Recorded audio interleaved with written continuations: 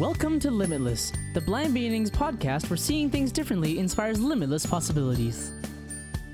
This podcast is being brought to you by Blind Beginnings, an organization based in Vancouver, Canada, that supports children and youth who are blind or partially sighted, along with their families. Limitless was created in order to inform, educate, entertain, and share stories from within the blind and partially sighted community, in order to show the world that the opportunities for those who are blind or partially sighted are truly limitless. And now, it is my pleasure to introduce you to your host, the Executive Director and Founder of Blind Beginnings, Shawn Marcellet.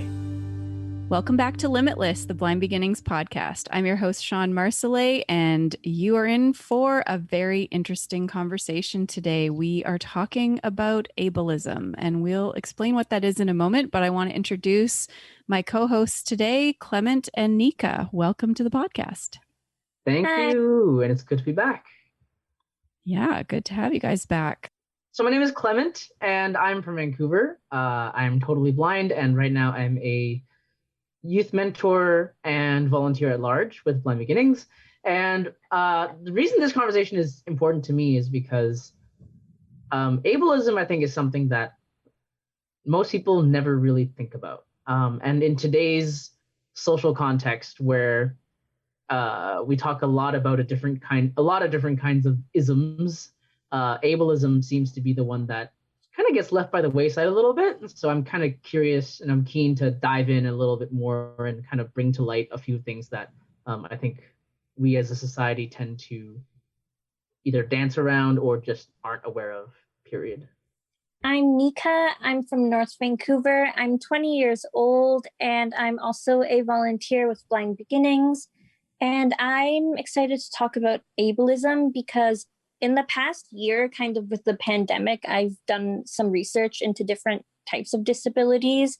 And I kind of realized that ableism is more complicated than I thought it was. I thought it was simply just making fun of disabled people or just like bullying. But I think there's a lot more nuance to it. And it's like way more diverse than I thought it was. So the definition that I found online, ableism is discrimination in favor of able-bodied people, a belief that it is better to be able-bodied. So I feel like that might seem like, well, isn't it better to be able-bodied? Wouldn't most people think that? But no, not necessarily. I think we're going to get to that. But I kind of want to just jump in here really quickly and say that before this conversation starts, this conversation's goal is not to alienate anybody. We're not trying to point fingers here because it's a bit of an edgy subject for a lot of people, and nobody likes to be told that their good intentions are wrong, and that's not what we're doing here. So we just want to have a gracious, open conversation about what our thoughts are in terms of what ableism is and, how it manifests itself. Yeah, no, exactly. We really want this to be educational. We want people to listen and maybe be surprised. You probably will be surprised at some of the things that we talk about and some of our feelings about some of the things that have happened to us or assumptions that are made about us, and really sharing our perspective. So just like any ism, I think until you start doing your learning, you don't even realize that maybe you have certain prejudices or beliefs. So this is, really, we always welcome comments and questions and opinions, and we're just sharing ours. So I thought we could start by talking about some systemic ableism. So bigger things that are really, not an individual person's ableism, but just the system is favoring people who are able-bodied. And there's lots and lots of different examples of this. Some that people might not be aware of. Well, just the fact that, laws have had to be passed in order for people with disabilities to be in certain aspects of society. So if you go back, not that far back in history, people who were blind didn't go to a regular school. even in British Columbia until 1979. I started school in 1980, and I was the first wave of integration into the typical school system. So there might have been some kids that went to school.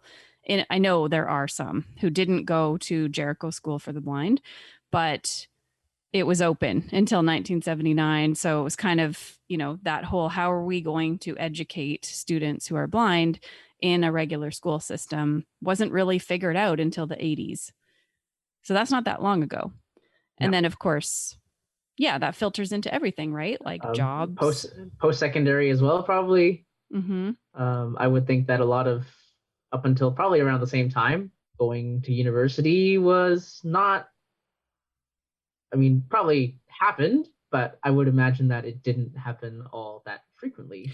Or there might not have been accommodations in place so that we could be successful if we did go, right? So if somebody in a wheelchair, if buildings didn't have a ramp to get in or an accessible washroom, for example, then maybe they're not going to be able to attend. So it's in, I guess, to me, systemic ableism is if the facility, the program, whatever it is, the website is not accessible, it kind of sends a message that we haven't considered people with disabilities and they're not important, is kind of that's how I feel. Mm-hmm. Some other examples. Let's talk, I guess, accommodations being a bit of an afterthought. Not a bit. They usually are. So they are most definitely an afterthought. Yeah. And that's kind of where we get into the whole inclusivity versus kind of making accommodations. Is if things were inclusive from the beginning, then we wouldn't have to make things accessible. Right. So I don't know, I'm thinking of the iPhone, which is amazing. And we're so thankful that smartphones are accessible now, but not initially. It took 3 generations of iPhone for accessibility to appear, even though VoiceOver was being introduced on the Mac. And of course, that boils down to a lot of technological developments, right? Like a lot of how kiosks at fast food restaurants are all now touchscreen, or even elevators in newer apartment buildings are touchscreen, or any sort of terminal type appliance, or even transaction points. A lot of them are now moving towards a touch-based interface, which is fine because it looks great and it's much more convenient because you don't have to press buttons. Of course, unless you can't see what you're actually touching. So yes, not fine, actually. Not fine. Especially if when you the want tap on your credit card isn't working. Right. Or and you need to key in your code, and your only option is to tell somebody your code so they can do that for you, which is really not acceptable, right? Mm-hmm.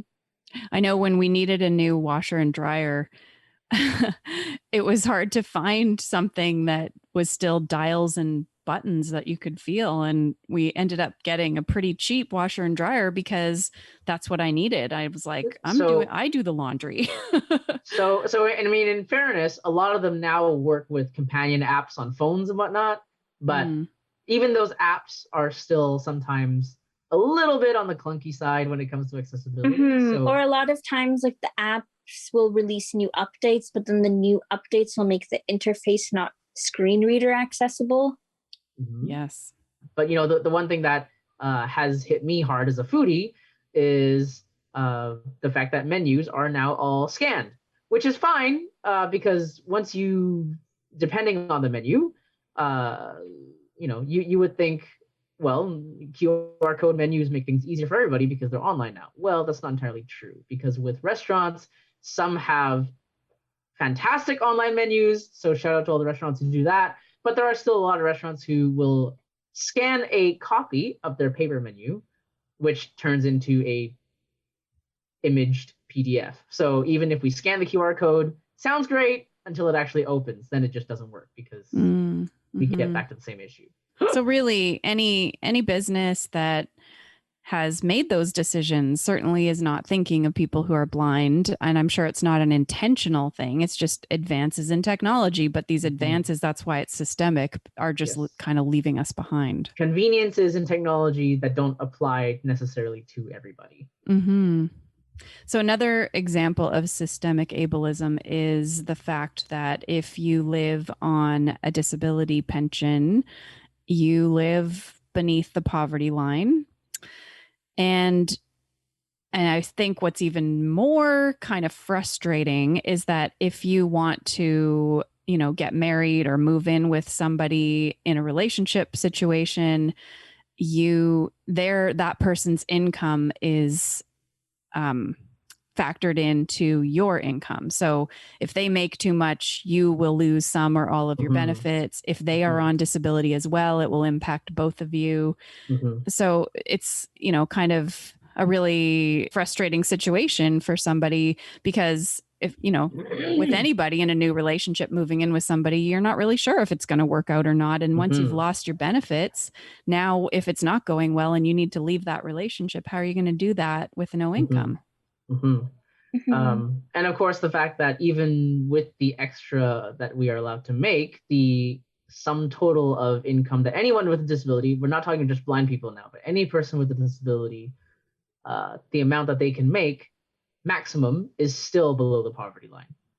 Yes. And even during the pandemic in the beginning, when they were doing all of these things like making the disability $1,500 a month, and then the CESB and the CERB, which was the $2,000 extra a month, if we got that for all 12 months of the year, we would still be below the poverty line. Any other examples of systemic ableism you guys want to talk about?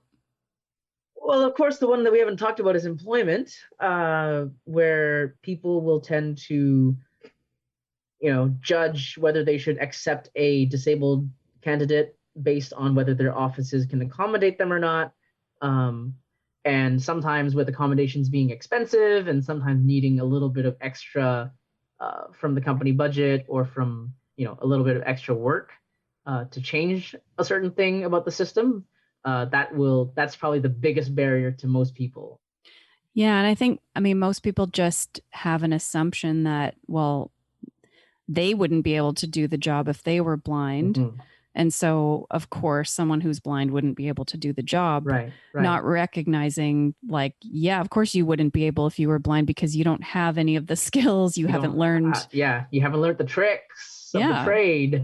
And we'll get into that a little bit more in detail, I think, with later when we talk about more personal examples of ableism. But I think systemically, that's where the biggest problem is where someone will look at a resume and say, oh, this person needs a wheelchair, this person needs an interpreter.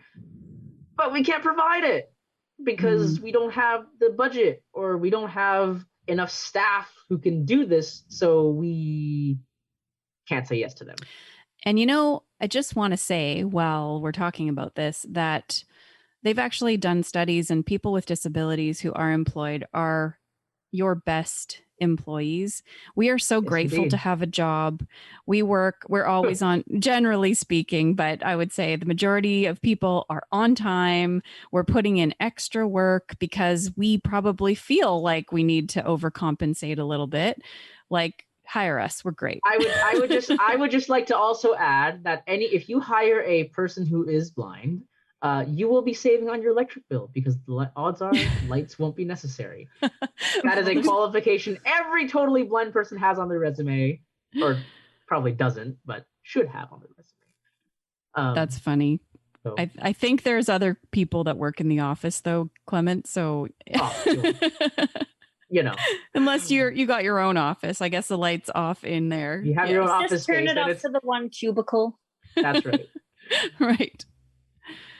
Okay, so moving along to maybe what's more surprising or maybe even more interesting, I feel like, are just some examples of some common ableist beliefs.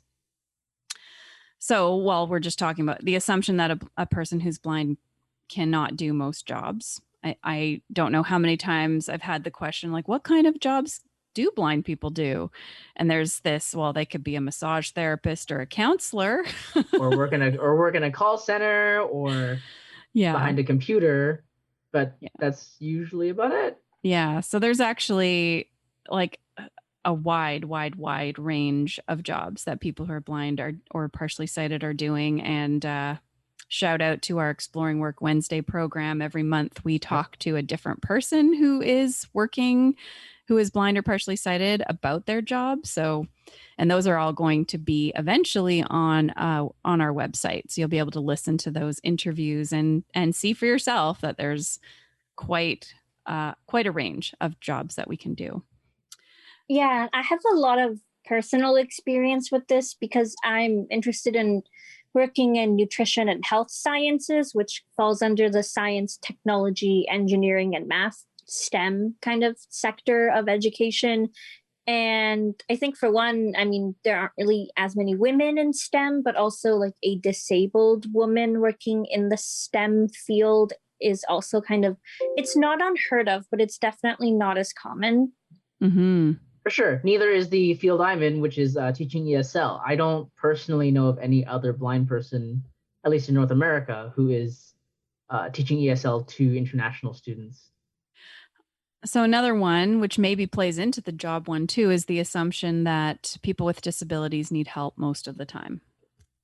And this plays out for me in just being out in the world, maybe on the SkyTrain platform, and somebody grabs me and pulls me onto the train thinking that I don't know it's there, or that I don't know where the door is, or, you know, usually I think the intention is to be helpful, but in doing that, you're assuming I needed help in the first place, which in most cases I didn't.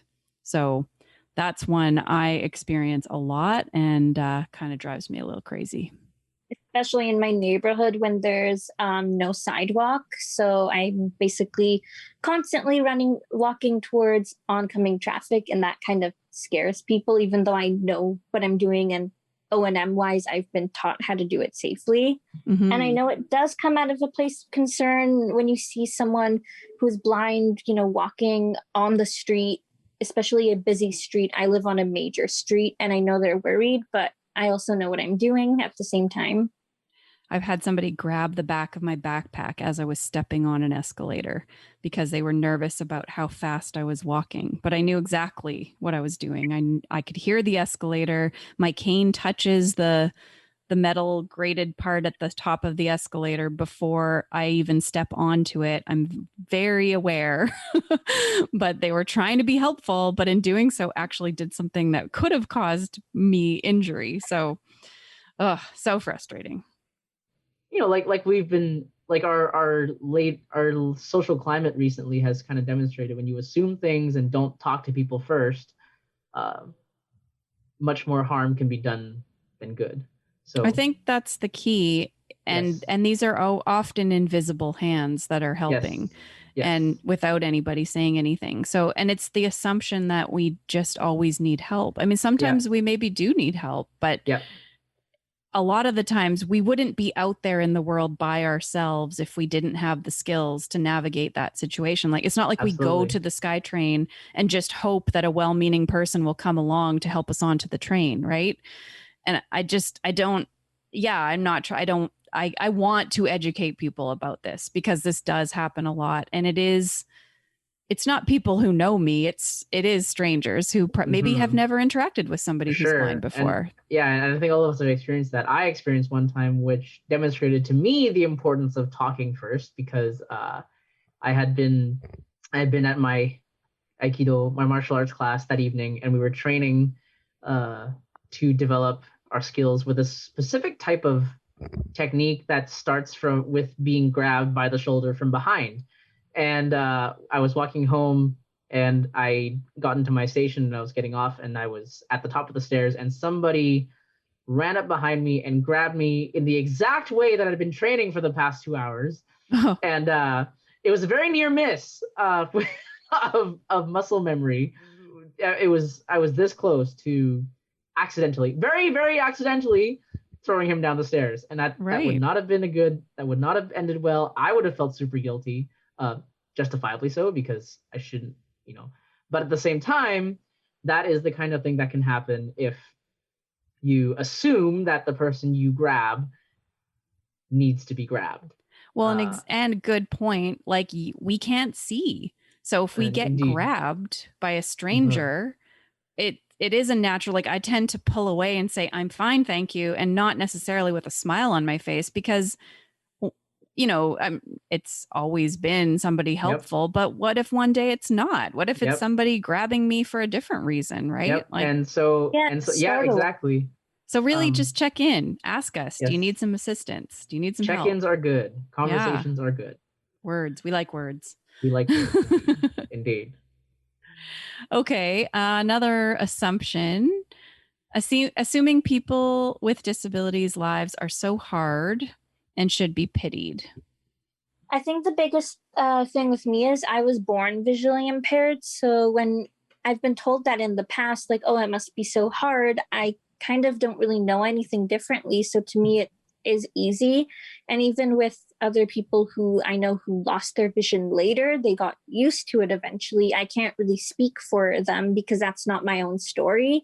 But I know for myself, I've just known no different. And it's just my life, and I don't find it any harder personally. The thing I find hard is mostly the societal reaction to my visual impairment, but not the actual going through the different motions in life. Exactly. And I think part of it is that people tend to think about it from a position of, oh, what if I was to be like that? And, Shawn already mentioned it earlier, but I think there's a difference between, well, of course, if you lost your sight today, it would be devastating and disorienting and tough. But for people who have had literally decades of experience, sounds funny to say, as coming from two young people, say, well, decade isn't a lot much, but but literally with people who are born with a disability will have decades of experience, years, and so we develop tricks and workarounds that people who don't have disabilities just don't tend to imagine. And I think that's why people think of it as so tough and pitiful and sad, because for them, if they were to lose their vision tomorrow, it would be tough and pitiful and sad. And they would have lost so much. But if Absolutely. You're born without seeing, it's not like you were walking through life comparing everything to how it was before, because it's never, Sure. I've never seen the stars. Absolutely. I'm curious a little because they get talked about so much, but does it really impact my life that I have never seen the stars? Not really. Sure. And I think in fairness too, even for people who lose their vision later on, I think there's something to be said for, learning to being by nature human beings. We are adaptable and we are malleable to change, but ideally with the right support systems in place, with the right people in your life, that toughness would hopefully ease as time goes by. And it won't happen overnight too. It's a whole journey and process kind of healing and learning and relearning. I think the ableism piece is you see a white cane and you instantly feel sorry for that person without knowing anything about their circumstances or their situation, right? For sure. Another one, assuming we won't enjoy certain activities because of our disability. So for blindness, it could be like, well, you probably don't like movies if you can't see, or blind people don't watch Netflix. Yeah. Or maybe even like, well, you wouldn't want to go to a hockey game, or you wouldn't, I won't invite you to do this thing because you're blind and you probably wouldn't enjoy it. But that's not true. I mean, there's probably some things I wouldn't enjoy, but that might be, it's not just blindness, it's personality too, right? Of course. It's just interests. There's just so many, different ways to experience things through our different senses. Like with movie, I kind of focus more on the plot and dialogue. And I sorry. Finish your thought. I was going to say, I also I try to explain it to people as like, I'm like a normal person. Like there is no normal, but I'm like everyone else. So some people who are in their 20s do like movies and some don't. I happen to be one that does. Well, and for me, I would rather be included, even if it's something that, like, okay, my son's not going to listen to this podcast, right? We have booked a family vacation to Hawaii next March. It's a surprise to the kids. And we're just talking with our friends about what activities we might do. And somebody said something about, well, I guess you wouldn't want to go whale watching. And okay, like, I don't know how much of whale watching I could experience. I don't know, like, will I be able to hear the whales? That would be cool. That would be worth it for me if I knew I would be able to hear them.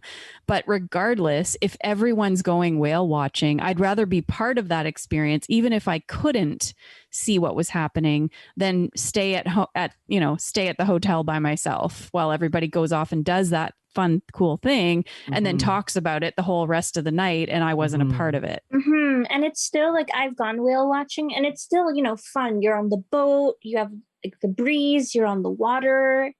Right. Yeah, exactly. So we can experience something maybe in a different way, and it might not be the same, but it doesn't mean that we don't want to be part of it.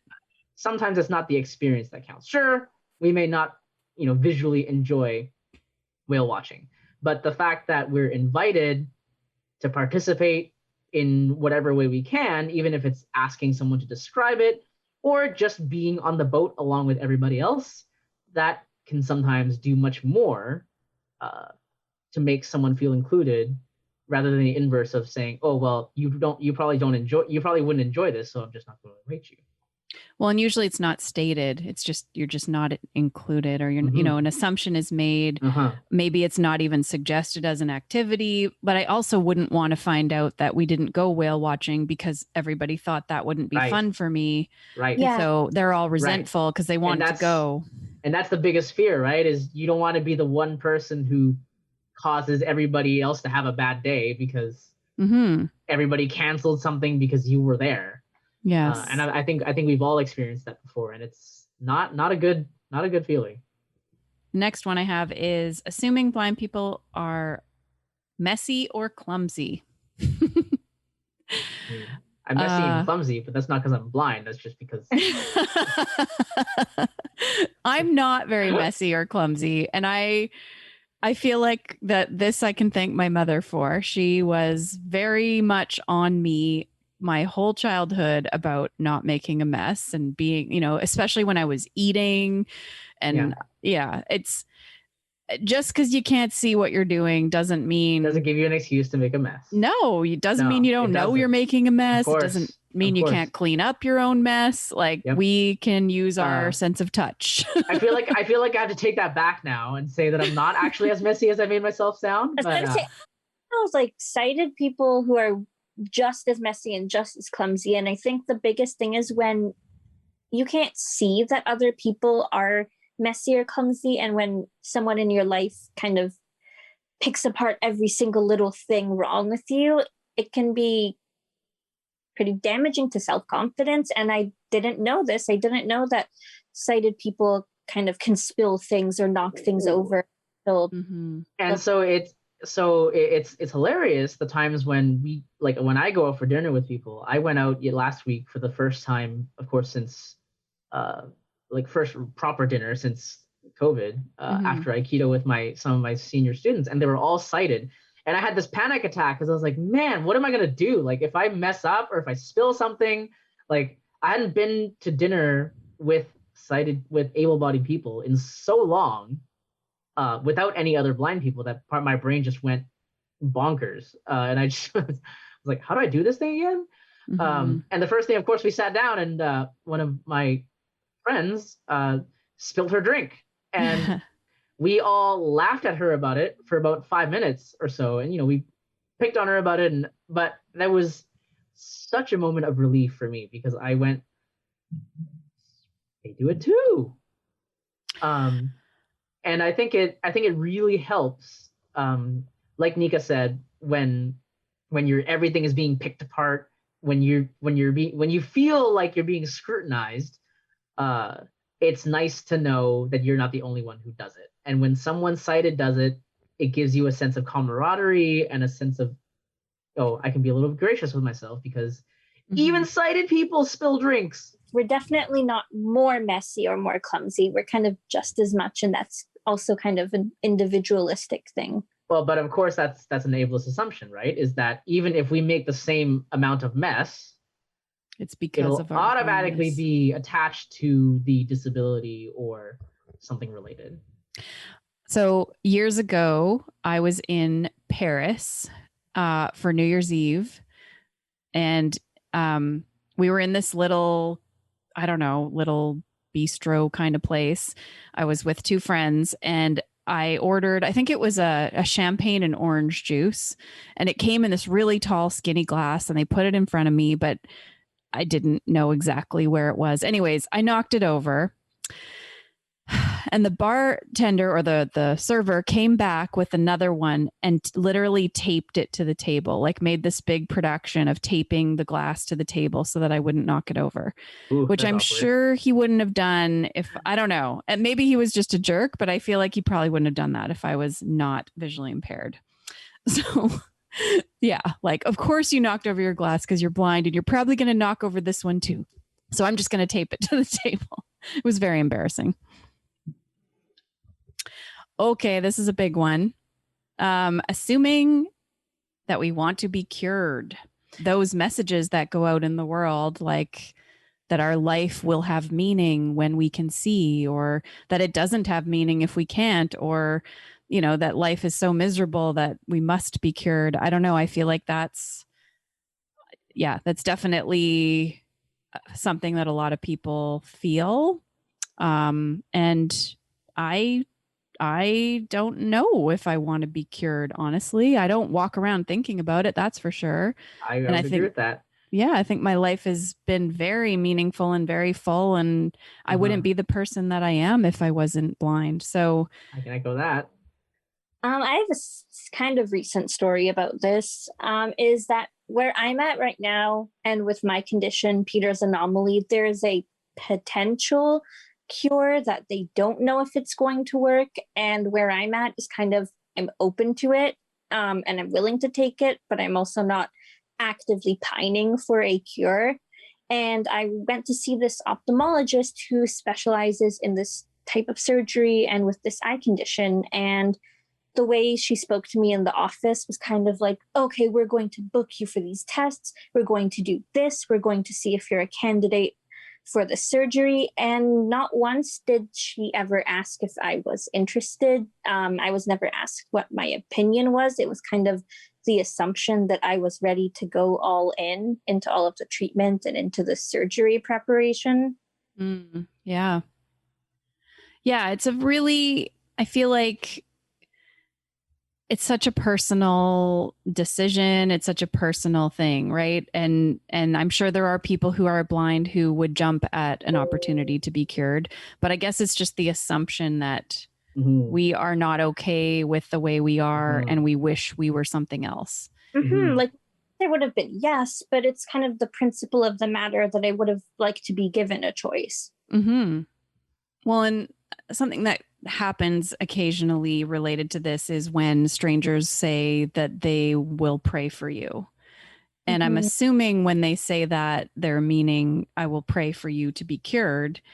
And I've actually had a bit of a conversation with an individual who said that. And I said, well, what if God wants me to be this way?